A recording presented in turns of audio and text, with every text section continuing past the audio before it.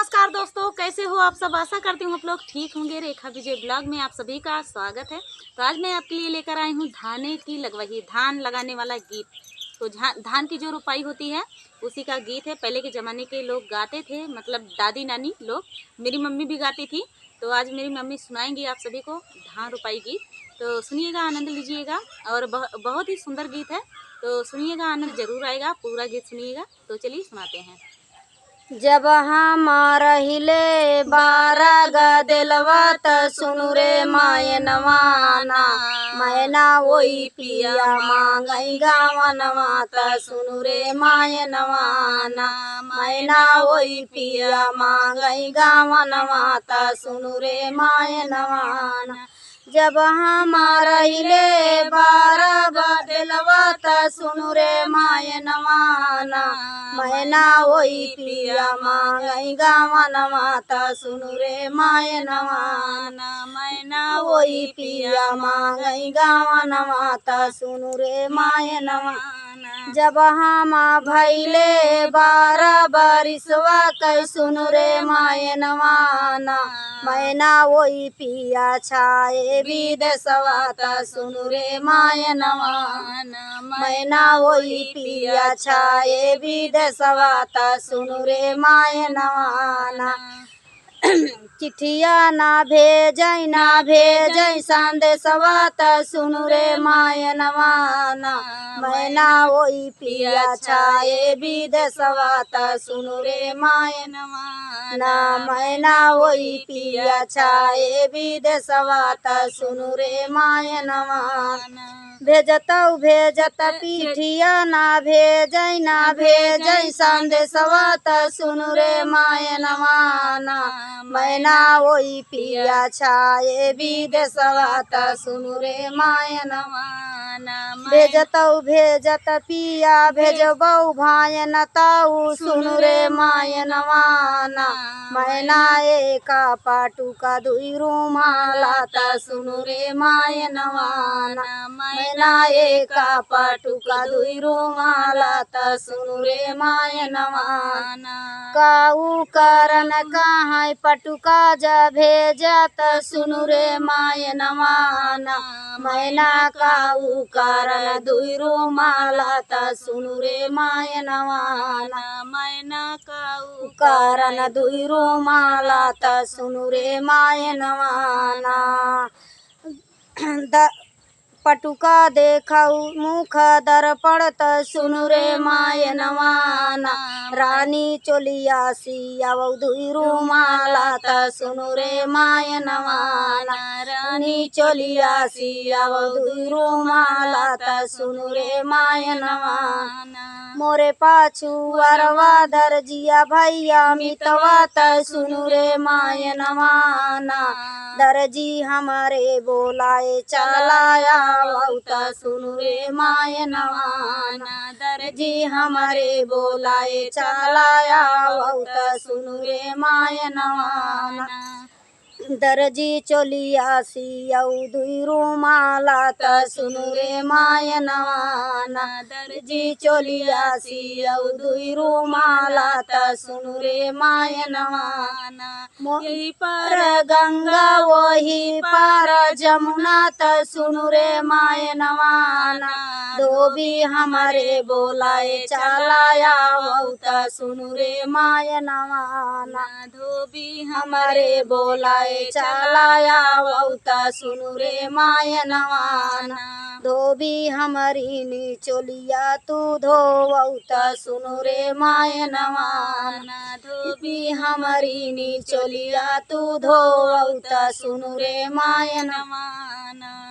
गंगा में धोया धोबी जमुना हालोरा त सुनु रे मायनवाना धोबी जुरेला मंगिया की डारा त सुनु रे मायनवाना धोबी सुखयाला मंगिया के डारा त सुनु रे मायनवाना। गंगा में धोया धोबी जमुना हालोरा त सुनु रे रे माय नवाना धोबी सुखाया लवंगिया के डारा त सुनु रे माय नवाना घोड़वा चढ़लया माई राजा एक पुतवा त सुनु रे माय नवाना धोबी के कारी चोलिया सुखानी त सुनु रे माय नवाना धोबी के कारी चोलिया सुखानी त सुनु रे माय नवाना हमारी किसानी माये कई रानियावा त सुनु रे माय नवाना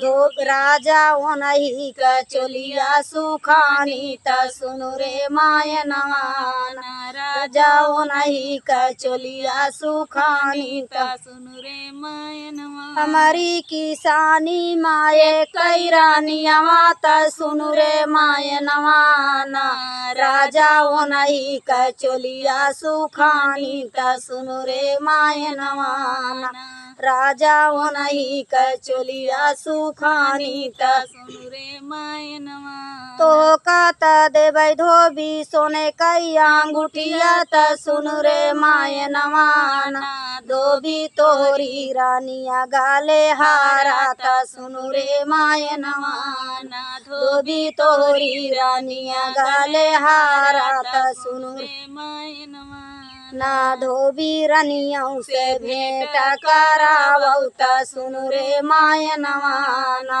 धोबी रनिया से भेंट करावौ त सुनु रे माय नवाना भीतरे नी बाटू की बहरे रानियावा त सुनु रे माय नवाना रानी लाइले तू आपना चोलिया त सुनु रे माय नवाना रानी लाइले तू आपना चोलिया त सुनु रे माय नवाना अबही त बाट धोबी रामई रोसैया त सुनु रे माय नवाना धोबी पठै दिया अपनी धोबैनी त सुनु रे माय नवाना धोबी पठै दिया अपनी धोबैनी त सुनु रे माय नवाना अबही हमारी धोबैनी रानी ये ससु कुआरी त सुनु रे माय नवाना धोबी रानी बदरियू के घामे कुम्ही